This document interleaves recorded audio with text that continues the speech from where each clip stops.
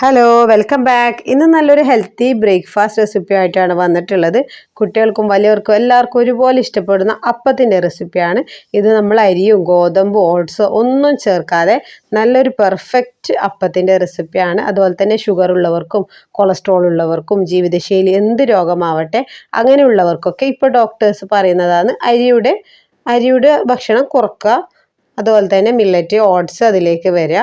അപ്പോൾ മില്ലറ്റ് വെച്ചിട്ടാണ് നമ്മൾ ഈ അപ്പം ഉണ്ടാക്കാൻ പോകുന്നത്. കഴിക്കാൻ നല്ല സോഫ്റ്റാണ്, അതുപോലെ തന്നെ നല്ല ടേസ്റ്റിയാണ്, ഉണ്ടാക്കാനും നല്ല എളുപ്പമാണ്.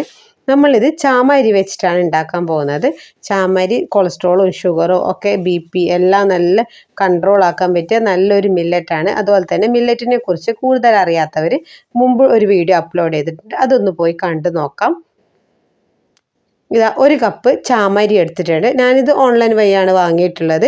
ഇത് സാധാരണ സൂപ്പർ മാർക്കറ്റിലൊക്കെ അവൈലബിൾ ആണ്. ഒരു കപ്പ് ചാമരി എടുത്തിട്ടുണ്ട്. എല്ലാ മില്ലറ്റുകളും കാണാൻ ഒരുപോലെ ആണെങ്കിലും കുറേ നിറവ്യത്യാസങ്ങളിലും ഒക്കെ വ്യത്യാസമുണ്ട്. ചാമരിയും ഏകദേശം തിനയും ഏകദേശം ഒരുപോലെയാണ് കാണാൻ വേണ്ടിക്ക്. ഒരു കപ്പ് എടുത്തിട്ടുണ്ട്. ചാമരിയിൽ മഗ്നീഷ്യം ധാരാളം അടങ്ങിയിട്ടുണ്ട്. അതുപോലെ തന്നെ ഇത് ഹൃദയാരോഗ്യം മെച്ചപ്പെടുത്താനും കൊളസ്ട്രോൾ കുറക്കാനൊക്കെ സഹായിക്കുന്ന ഒന്നാണ്. ഇത് ഞാൻ ഇതിലേക്ക് കുറച്ച് വെള്ളമൊഴിച്ച് നന്നായി ക്ലീൻ ചെയ്തെടുക്കാം. ചില സാധനത്തിൽ നല്ല അഴുക്കുണ്ടാവും, ഇതിലങ്ങനെ അത്ര അഴുക്കൊന്നും ഉണ്ടായിട്ടില്ല. എന്നാലും ഒന്ന് ക്ലീൻ ആകുന്നത് വരെ നമുക്കിതൊന്ന് ക്ലീൻ ചെയ്തെടുക്കാം.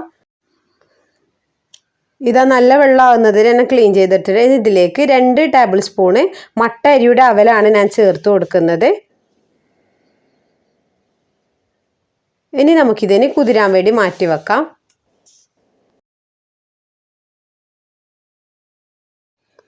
സാധാരണ അരിയൊക്കെ നമ്മൾ കുതിർത്താൻ വേണ്ടി മാറ്റി വെക്കല്ല, അതുപോലെ 4 മണിക്കൂർ 5 മണിക്കൂർ അങ്ങനെ കുതിർത്തി വെക്കാം. അല്ലെങ്കിൽ രാത്രി വെള്ളത്തിലിടാം, രാവിലെ നമുക്ക് ഉണ്ടാക്കിയെടുക്കാം. ഇതാ നന്നായിട്ട് കുതിർന്ന് വന്നിട്ടുണ്ട്.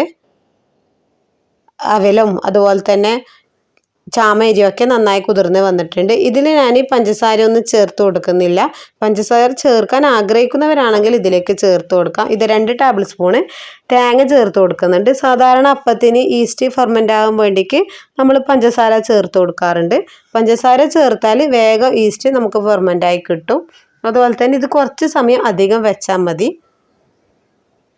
ഇത് 1/2 ടീസ്പൂണ് ഈസ്റ്റ് ഇട്ട് കൊടുത്തിട്ടുണ്ട്. 2 ടേബിൾ സ്പൂൺ തേങ്ങയും 1/2 ടീസ്പൂൺ ഈസ്റ്റും അതുപോലെ തന്നെ കുറച്ച് ഉപ്പും കൂടി ചേർത്ത് കൊടുത്തിട്ടുണ്ട്. എന്നിട്ട് നന്നായി ഒന്ന് മിക്സ് ചെയ്തെടുക്കാം. എന്നിട്ട് മിക്സിയുടെ ജാറിലിട്ടിട്ട് നമുക്ക് നന്നായിട്ട് ഫൈനായിട്ട് അരച്ചെടുക്കാം. വെള്ളത്തിൻ്റെ അളവ് നല്ല കട്ടിയിൽ സാധാരണ അപ്പത്തിന് അരക്കുന്നത് പോലെ ഒഴിച്ചു കൊടുക്കാം. ഞാൻ ഈ ചാമ കുതിർത്തിയ വെള്ളം വെച്ചിട്ട് തന്നെയാണ് അരച്ചെടുക്കുന്നത്. വെള്ളം അധികമാണെങ്കിൽ കുറച്ച് മാറ്റി വെക്കാം, എന്നിട്ട് അരച്ചെടുക്കാം. ആവശ്യമുണ്ടെങ്കിൽ ചേർത്ത് കൊടുക്കാം. ഇതാ നന്നായിട്ട് അരച്ചെടുത്തിട്ടുണ്ട്.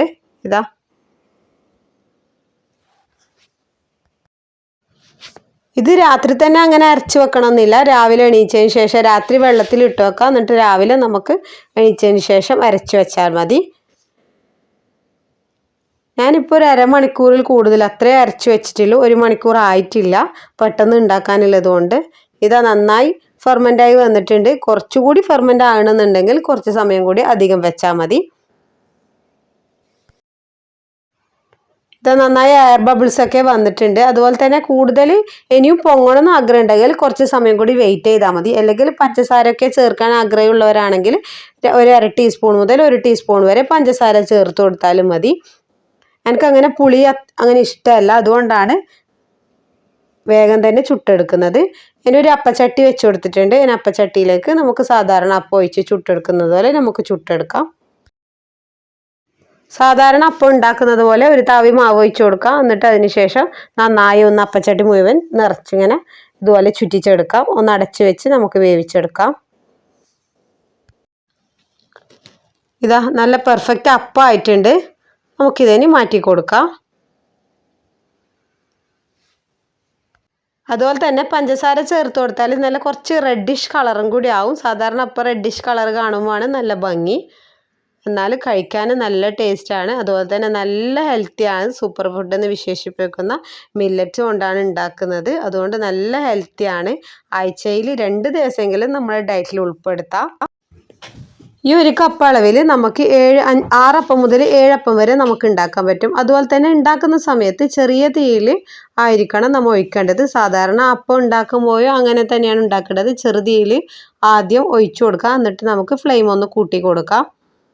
കുറച്ച് സമയം അടച്ചതിന് ശേഷം ഒന്ന് ചെക്ക് ചെയ്യുക. അപ്പം റെഡി ആയിട്ടുണ്ടാവും.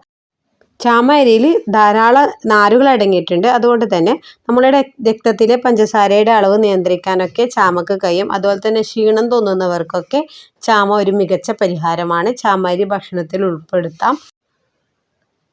ഇത് ചട്നിയുടെ കൂടെയും അതുപോലെ തന്നെ കറിയുടെ കൂടെ കഴിക്കാൻ നല്ല ടേസ്റ്റാണ്.